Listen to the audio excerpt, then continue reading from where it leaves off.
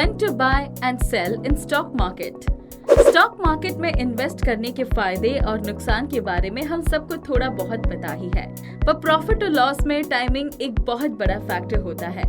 Investment में ये समझना बहुत जरूरी होता है कि कब कौन से शेयर्स खरीदे जाए और कब कौन से शेयर्स बेचे जाए, और यहीं पे बहुत सारे इन्वेस्टर्स की प्रॉफिट में गिरावट आती है। पर इसमें टेंशन लेने वाली कोई बात नहीं है, क्योंकि आज की इस वीडियो में हम समझेंगे कि शेयर्स कब खरीदने चाहिए और कब बेचनी चाहिए। So without further ado, let's get going. Understanding when to sell and hold an investment. Market में कब शेयर को होल्ड करना है और कब उसे बेचना है, ये समझना बहुत जरूरी है। यहाँ कोई universal one size fit strategy नहीं रहती शेयर्स को बेचने की या खरीदने की। हर शेयर हर इंडस्ट्री के लिए स्ट्रेटेजी अलग होती है। ये इंडिविजुअल इन्वेस्टर के रिस्क टॉलरेंस, टाइम हॉरिजन और फाइनेंशियल गोल्स पे डिपेंड करता है कब शेयर खरीदे और कब बेचे जाए। अगर कोई इन्वेस्टर को ये समझने में मुश्किल होती है तो उनके लिए सबसे आसान तरीका ये होता है कि वो किसी प्रोफेशनल फाइनेंशियल एडवाइजर से इस मामले में सलाह ले और अपने शेयर्स को उस हिसाब से होल्ड करे या फिर सेल करे। Time horizon. एक इन्वेस्टर को टाइम हॉराइजन अच्छे से डिटरमाइन कर लेना चाहिए। मतलब किसी भी स्टॉक को खरीदने से पहले ये सोच लेना चाहिए कि कितने दिनों के लिए वो इस स्टॉक को अपने पास रखना चाहेगा। अगर कोई इन्वेस्टर लॉन्ग टर्म हॉराइजन लेके चलता है, मतलब ज्यादा दिन के लिए स्टॉक रखना चाहता है, तब वो मार्केट में हो रहे चेंजेस या फिर करेक्शंस को नजरअंदाज कर सकता है। पर अगर इन्वेस्टमेंट शॉर्ट टर्म के लिए हो रही है, तब उनकी बाइंग और सेलिंग की स्ट्रेटेजी अलग होगी। तब इन्वेस्टर को अगले मार्केट के बूम फेज का इंतजार रहता है और उसी वक्त वो सेल करने का डिसाइड करते हैं। नहीं तो जब मार्केट डाउन रहती है तभी वो उन शेयर्स को खरीदते हैं, ताकि आगे जाके जब मार्केट ऊपर जाए तब वो उन शेयर्स को बेच सके। अगर इन्वेस्टर इस टाइम हॉराइजन को पहले से डिटरमाइन कर ले तो वो आसानी से डिसाइड कर सकते हैं कि उन्हें शेयर्स बेचने हैं या खरीदने हैं। Risk tolerance. रिस्क टॉलरेंस वो होता है जहां ये समझा जाता है कि इन्वेस्टर कितना रिस्क झेल सकता है। कुछ इन्वेस्टर्स लोअर रिस्क झेलने के लिए बड़ा अमाउंट का रिटर्न छोड़ सकते हैं, जैसे कि यूएस में यूएस ट्रेजरीज को रिस्क फ्री एसेट कंसिडर किया जाता है। जब तक उनके मैच्योरिटी या एक्सपायरेशन डेट तक एक इन्वेस्टर उसे होल्ड करके रखता है। इसके बदले इन्वेस्टर्स को एक रेट ऑफ इंटरेस्ट पे किया जाता है, जबकि यूएस ट्रेजरी स्टॉक इन्वेस्टिंग में कुछ खास परफॉर्म नहीं करेगा। एक इन्वेस्टर जिसको हाई रिस्क झेलने की टॉलरेंस है, वही इंडेक्स फंड में इन्वेस्ट करेगा। रिस्क टॉलरेंस को समझ के कोई इन्वेस्टर अपनी स्ट्रेटेजी बनाता है, जहां कौन से स्टॉक कब खरीदने हैं, कितने पैसे बॉन्ड में रखने हैं, कितने स्टॉक्स में कब बेचना है और कब तक उन शेयर्स को होल्ड करना है। Buy and hold. अगर कोई इन्वेस्टर किसी शेयर को कम टाइम के लिए अपने पास रखता है, जैसे 1 साल से भी कम, फिर शायद उसे वो स्टॉक जल्द ही बेच देना चाहिए ताकि वो कैपिटल गेन कमा सके और अपने शेयर्स को जल्दी कैश में लिक्विडेट करवा सके।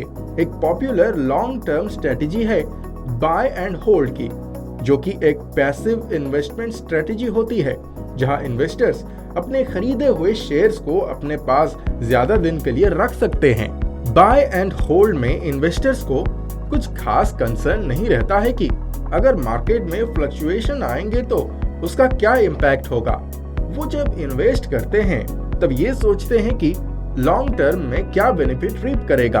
बाय एंड सेल में इन्वेस्टर्स यूजुअली वे स्टॉक्स को सिलेक्ट करते हैं जहां कंपनी के लॉन्ग टर्म फाइनेंशियल फंडामेंटल्स को कंसिडर किया जाता है, जैसे कि कंपनी के प्रॉफिट्स कमाने के पोटेंशियल्स या फिर रेवेन्यू बिल्ड करने की कैपेसिटी में। बाय एंड होल्ड में इन्वेस्टर्स के लिए और भी फैक्टर होते हैं कि कंपनी की मैनेजमेंट टीम कैसी होती है, उसको भी देखना। उसके साथ में ये भी देखना कि जो कंपनी की अर्निंग्स आई है वो कितनी कंसिस्टेंट रहती है।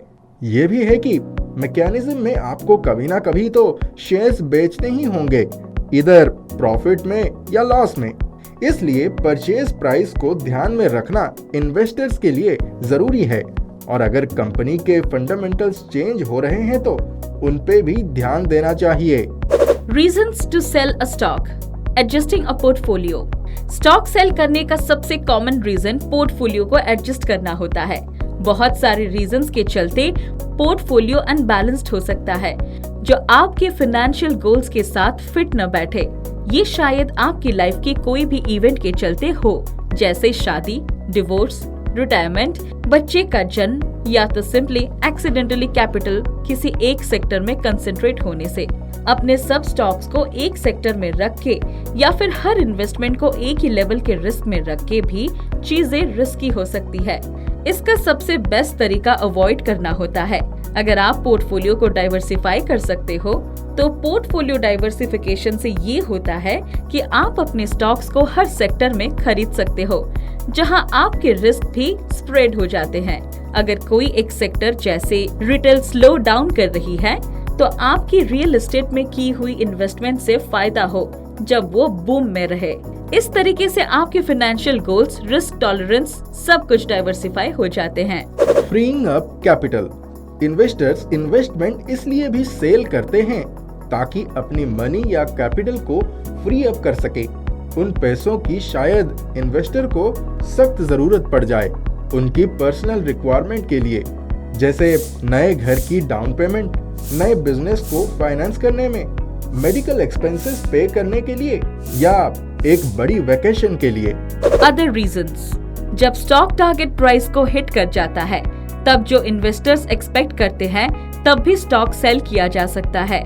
जब कंपनी अपने फंडामेंटल्स में बदलाव लाए, जैसे डिविडेंड परसेंटेज को कम करना या फिर कंपनी जैसा इतने सालों से परफॉर्म कर रही थी वैसे परफॉर्म ना कर पाना, जिसकी वजह से आप शेयर्स लिए थे, तब भी शेयर्स सेल होते हैं।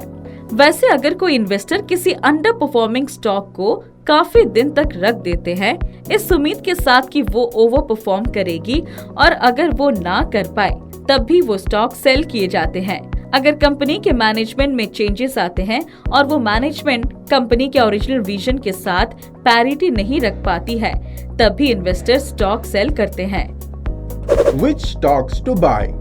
स्टॉक्स को खरीदने से पहले ये जरूरी है कि कौन से स्टॉक्स को सेल किया जाए क्योंकि वो टैक्सेस को इम्पैक्ट करते हैं। टिपिकली एक स्टॉक को FIFO वे में बेचा जाता है, जिसका मतलब है कि फर्स्ट इन फर्स्ट आउट, मतलब पहले जो आएगा उसका ही स्टॉक सेल होगा। एग्जाम्पल के तौर पे अगर आप डिसाइड करते हैं कि 4 साल के लिए अपने AMC कंपनी में 50 शेयर्स खरीदे और आप हर साल कुछ 10, 20, 30 और 40 रुपए स्पेंड करते हैं, अगर आपको वो शेयर्स होल्ड करने हैं तब आप डिसाइड करते हैं कौन से शेयर्स आप बेचेंगे। तो अगर आप 20 रुपए वाले शेयर्स पहले बेचना चाहते हो और फिर 40 रुपए वाले, तो आपका फर्स्ट इन 20 रुपए वाला होगा।